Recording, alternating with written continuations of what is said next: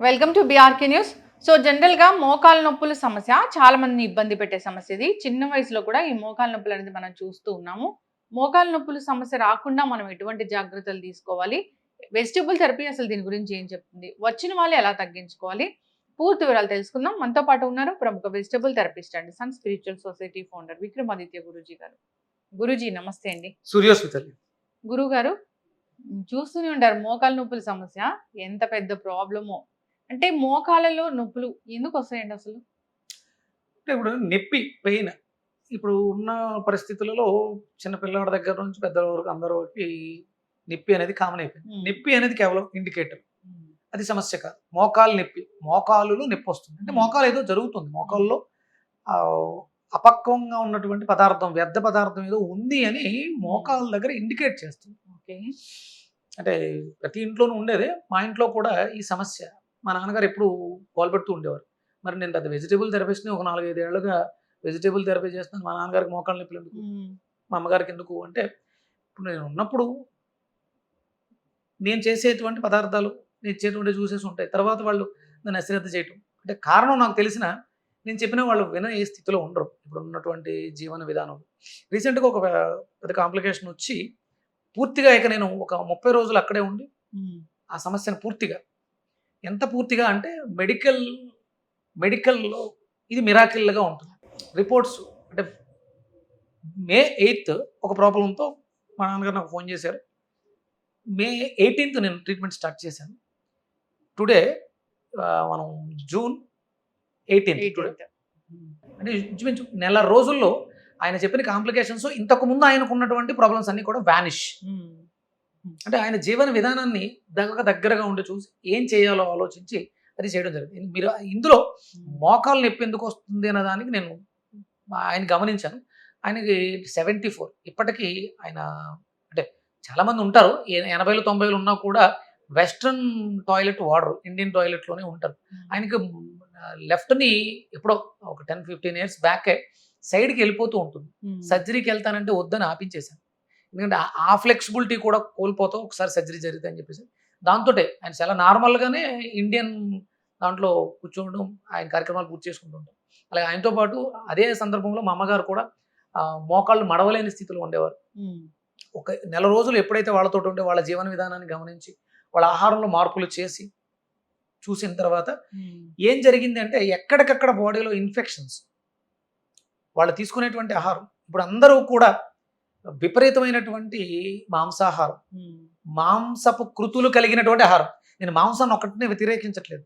మాంసపు కృతులను ప్రమోట్ చేయడం కూడా తప్పే. కందిపప్పు, మినపప్పు, పెసరపప్పు కూడా ప్రమాదంగా పరిణమిస్తున్నాయి ఇప్పుడున్నటువంటి హ్మ్. పరిస్థితి. నేను ఆయన బ్లడ్ టెస్టులు చేయించినప్పుడు C reactive protein CRP okay. అనేది ఆ! విపరీతంగా ఉండడం వల్ల హ్మ్. మీకు మోకాళ్ళ నొప్పులు వస్తాయి. అబ్బా! బాడీ పెయిన్స్ వస్తాయి. దాన్ని మరి కంట్రోల్‌లోకి తీసుకొచ్చే విధానం ఉందా అంటే హ్మ్. ఎక్కువగా ఫ్లూయిడ్స్ పెట్టడం, దాంట్లో స్టెరాయిడ్స్ ఇవ్వడం, యాంటీబయాటిక్స్ పెట్టడం ద్వారా జరుగుతున్నాయి. హ్మ్. అంటే నేను ఈ మధ్య ఈ నెల రోజులు నేను మెడికల్ చేసుకొని, నేను ఆయనకి ట్రీట్మెంట్ అంటే ఒక 3 డేస్ మెడికల్ సపోర్ట్ తీసుకున్నాను. యాంటీబయాటిక్ ఉదయం, సాయంత్రం 2 పూట్ల 3 days. Pain killer 1 day pain killer support తీసుకున్నాను. తర్వాత నుంచి పూర్తిగా వెజిటబుల్ థెరపీలోకెళ్ళి ఆయన శరీరాన్ని పూర్తిగా 74 సంవత్సరాల ఆయన జీవన విధానంలో ఒక 20 ఏళ్ళు వెనక్కి తీసుకెళ్ళగలిగాను మళ్ళీ. హ్మ్. అంటే ఆయన ఇప్పుడు 54. ఒక 20 ఏళ్ళు వెనక్కి తీసుకెళ్ళాను. హ్మ్. ఆయన జీవన విధానాన్ని పూర్తిగా మార్చేశాను. ఆహారంలో ఇప్పటివరకు అంటే స్టిల్ ఇవాళకి కూడా ఆయన ఆవు నేతితోటే నేను ఆహారాన్ని ఇస్తున్నాను. ఎలాంటి నొప్పులు లేవు. అంతకుముందు ఎప్పుడూ ఏదో ఒక నొప్పితో నాకు తెలియకుండా ఆయన ఎళ్లి పెయిన్ కిల్లర్స్ ఏసుకోవటం. ఆయన బీపీ అంటే ఆయనకు షుగర్ లేదు గానీ ఎప్పుడైనా ఫ్లక్చుయేషన్స్ వచ్చినప్పుడు ఎవరైనా చెప్తే ఆ బీపీ టాబ్లెట్లు ఏసేసుకోవడం. నాకు తెలియకుండా చేసినటువంటి. అలాగే గ్యాస్ట్రిక్ ఇష్యూస్ హ్మ్.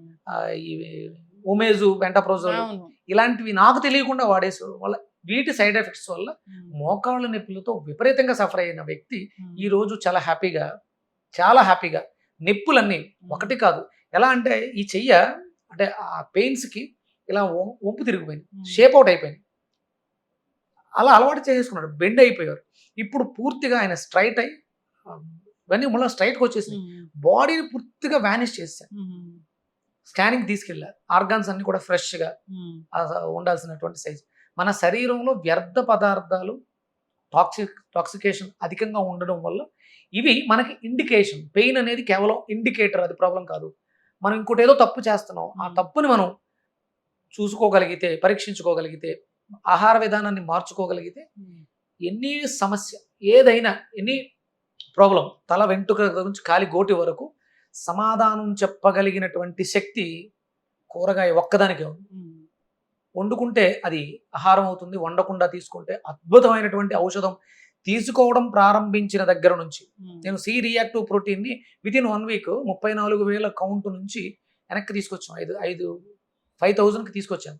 ఇప్పుడు కరెక్ట్గా 1 మంత్ అవి పూర్తిగా ఎంతలో ఉండాలో అంతలో తీసుకురావడం జరిగింది. కేవలం మనం తీసుకునేటువంటి హై ప్రోటీన్ మాంసపు కృత్తులు. ఇప్పుడు మనం చూస్తున్నాం, విపరీతంగా గుడ్లు తినేయమని ప్రమోట్ చేస్తున్నారు, మాంసాలు తినేయమని ప్రమోట్ చేస్తున్నారు. ఇవి చాలా ప్రమాదము. మనిషి శాకాహారి. అవి కూడా ఎంత ఔషధమైనప్పుడు, కాయగూరలైన ఔషధమైన అతిగా తీసుకుంటే అది కూడా ప్రమాదమే. కందిపప్పు మంచిదే, బాగుంది కదా అని చెప్పి అందులో ప్రోటీన్ ఉంది కదా, రోజు కందిపప్పు తింటే ఇప్పుడు అంటే వేదం చదువుకున్న వాళ్ళు, బ్రాహ్మణులు పప్పు ఎక్కువ తీసుకుంటూ ఉంటారు, వాళ్ళు మాంసాహారులు కాదు, వాళ్ళకి కూడా ప్రాబ్లమ్స్ వస్తున్నాయి. ఎందుకు వస్తున్నాయంటే కందిపప్పుని అధికంగా తీసుకోవడం. హై ప్రోటీన్ ఏది కూడా అధికంగా తీసుకోకూడదు. మనకి ఫుడ్ పిరమిడ్ ఉంటుంది, ప్రోటీను, కార్బోహైడ్రేట్స్, ఫైబర్స్, ఇవి సమభాగాల్లో ఉన్నప్పుడే మనం ఆరోగ్యకరంగా ఉండగలుగుతాం. నేను near by 50 morning evening 2 times walking చేస్తాను, యోగా చేస్తాను, సూర్య నమస్కారాలు చేస్తాను. I'm healthy. అంటే వెజిటేరియన్ కాదు, వెజిటేరియనే నా జీవితం. కాయగూరలతో నా శరీరం పూర్తిగా నిండు ఉంది. ఉడకబెట్టి తీసుకోవచ్చు లేదమ్మా, అదే వండితే అదే ఆహారం మాత్రమే, ఔషధం కాదు. అసలు అన్ప్రాసెస్డ్ అంటే మనం ప్రకృతిలో మానవుడు ఒక్కడే పదార్థాన్ని ప్రాసెస్ చేసి మార్చి తీసుకుంటున్నాడు. సృష్టిలో ఏ జీవి కూడా ఆ ప్రాసెస్ చేయదు. అందుకని అవన్నీ ఆరోగ్యకరంగా ఉండండి. మనం కూడా అంటే ఇదే పూర్తిగా జీవన విధానం కాదు. అన్నం వండుకుని తినాలి, అన్నానికి ఆ ప్రాసెస్ ఉంది. కాయగూరలు మనకి ఔషధాలుగా కావాలనుకున్నప్పుడు ప్రాసెస్ చేయం. వంకాయ కూరగా వండుకుంటే అద్భుతంగా ఉంటుంది, అదే వంకాయ ఔషధంగా తీసుకుంటే కిడ్నీకి అద్భుతంగా పనిచేస్తుంది. నేను రీసెంట్గా ఆ వంకాయల్ని స్లైసెస్ కింద కట్ చేస్తూ నేను సలాడ్స్ కింద కూడా తీసుకుంటాను. నేను ఫోటో తీసాను, మీకు ఉంటే పంపిస్తాను. Kidney shape, urine bladder shape కనిపిస్తుంది. ఆ ఫ్రేమింగ్ అంటే ఇది కిడ్నీ మీద అద్భుతంగా పనిచేస్తుంది. శాస్త్రము చెప్పింది, మా గురువులు మాకు నేర్పించారు. కిడ్నీకి అద్భుతంగా పనిచేయడానికి ఇది చాలా బాగుంది. అంటే ఇది నేను ఇప్పుడు కిడ్నీ గురించి ఎందుకు మాట్లాడాను అంటే, బాడీలో ఇన్ఫెక్షన్స్, యూరిన్ ఎలిమినేషన్ జరగకపోతే ఇన్ఫెక్షన్స్ బాడీ అంతా స్ప్రెడ్ అవుతాయి. తద్వారా ప్రాస్టేట్ ఎన్లార్జ్మెంట్ వచ్చింది మా నాన్నకి, అది కూడా పోయింది. నేను అక్కడ బీరకాయ, వంకాయ, తమలపాకులు జ్యూస్ 3 రోజులు ప్రాసెస్లో ఇవ్వడం ద్వారా ఆయనకి ఆ ప్రాబ్లం క్యూర్. ప్రాస్టేట్ చాలా త్వరగా వితిన్ 1 monthలో ప్రాస్టేట్, ఎన్లార్జ్డ్ ప్రాస్టేట్ నార్మల్ అయిపోయింది. స్కానింగ్కి తీసుకెళ్ళిన తర్వాత 2nd grade నుంచి వితిన్ 1 week నార్మల్ అయిపోయింది. Gall bladder infected, gall bladder normal అయిపోయింది. లెఫ్ట్ కిడ్నీ ఇన్ఫెక్టెడ్గా ఉన్నది నార్మల్ అయిపోయింది. ఇవన్నీ బిఫోర్ ఆఫ్టర్ నా దగ్గర. అంటే మెడికల్, నేను ఇందులో వెజిటేబుల్ థెరపీలో PhD చేస్తున్నాను. రేపొద్దుట నాకు ఇవన్నీ కూడా సబ్మిషన్స్కి ఉపయోగపడతాయి. నేను చాలా కేసెస్ స్టడీ చేశాను.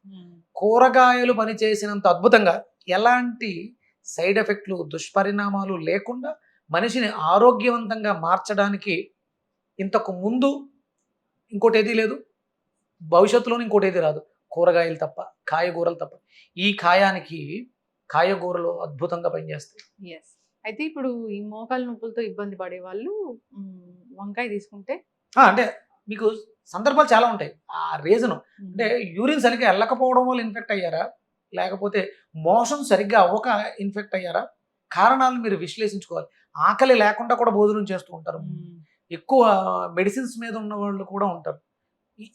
అదే డైజెషన్ సిస్టమ్ డ్యామేజ్ అయ్యి నొప్పులు వస్తున్నాయా, యూరినేటరీ సిస్టమ్ డ్యామేజ్ అయ్యి నొప్పులు వస్తున్నాయా, నరాల బలహీనత వల్ల నొప్పులు వస్తున్నాయా, లేకపోతే వాయుమండల వ్యవస్థ బ్లోటింగ్ వల్ల నొప్పులు వస్తున్నాయా, కణజాలం అంటే క్షీణించిపోయి ఉంటుంది, సన్నగా ఉంటారు, తద్వారా నొప్పులు వస్తున్నాయా, లివర్ సరిగా పనిచేయక బిలిరుబిన్ ఎక్కువైపోయి నొప్పులు వస్తున్నాయా, ఆస్మాటిక్ ఊపిరితిత్తులు సరిగా పనిచేయక నొప్పులు వస్తున్నాయా, endocrine gland system, lymphatic system సరిగా పనిచేయక నొప్పులు వస్తున్నాయా, లేకపోతే బోను వ్యవస్థ బాగోక నొప్పులు వస్తున్నాయా, సందర్భాన్ని తీసుకోవాలి. సరే, మీరు ఎలాగ అడిగారు కాబట్టి దీనికి అత్యుత్తమంగా పనిచేసేది కొబ్బరికాయ.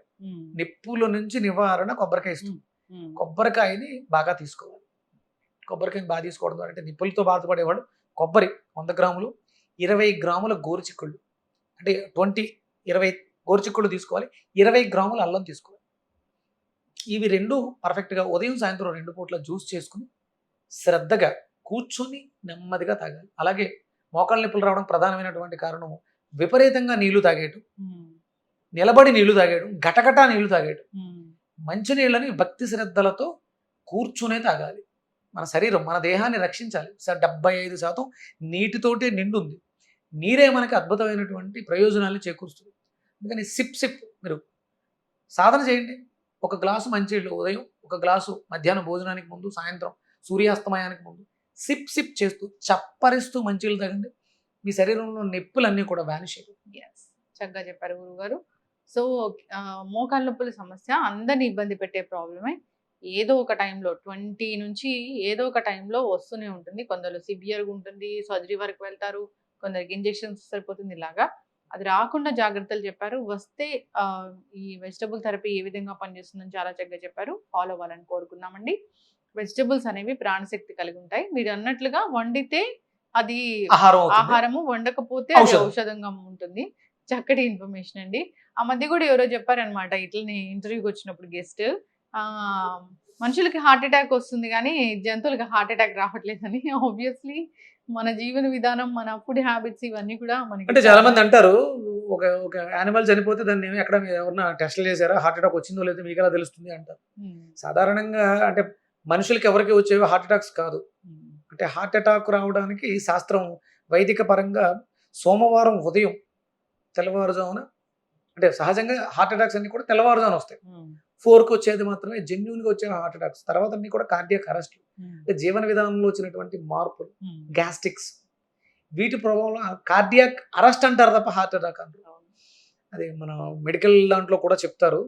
హార్ట్ అటాక్ అనేది సోమవారం ఉదయం తెల్లవారుజాము 4 to 5 మధ్యలో వచ్చేది జెన్యూన్ హార్ట్ అటాక్. యానిమల్స్కి వస్తున్నాయా లేవా అనేది మనకు తెలియదు. ఒకవేళ మన ఇంట్లో పెంచుకునే కుక్కకి మనం పెట్టే ఫుడ్ తింటది, దానికి కూడా రావచ్చు. అవును, మనం పెట్టి ఫుడ్ తింటే వస్తుంది. నార్మల్ గా సహజంగా దానంతటా అది బ్రతికేస్తూ ఉంటే దానికి ఒంట్లో బాగాలేనప్పుడు దానికి తెలుసు. అది వెళ్ళి మీకు గరిక గడ్డిని తింటుంది. శుభ్రంగా చిన్న చిన్న పీసెస్ కింద కొరుక్కు తినేసి ఒక 10 నిమిషాల తర్వాత పెద్ద వాంతి చేసుకుంటుంది, శరీరాన్ని శుద్ధి చేసుకుంటుంది. మనం పెట్టిన పాడేసిన ఆకలితో ఉండి తినేస్తుంది పాపం. శరీరం పాడైతే లంకడం చేస్తుంది, అది ఉపవాసం ఉంటుంది. అందుకని 100% యానిమల్స్కి హార్ట్ అటాక్స్ రావు. ఒకవేళ వచ్చినాయి అంటే మన ఇంట్లో పెంచుకునే పెంపుడు జంతువులకు వస్తాయి తప్ప ప్రకృతిలో సహజ సిద్ధంగా బతికే యానిమల్స్కి అయితే హార్ట్ అటాక్స్ రావు. ఇంతవరకు ఎక్కడా కూడా మనకి అట్లా హార్ట్ అటాక్తో పులి చనిపోయింది, పలానా జూలో హార్ట్ అటాక్తో ఏనుగు చనిపోయిందని ఎక్కడ మనకి ప్రచురించడం చూడలేదు. చక్కటి ఇన్ఫర్మేషన్ గురువు గారు, ఫాలో అవ్వాలని కోరుకుందామండి. ధన్యవాదాలు. సూర్యోస్మితలు.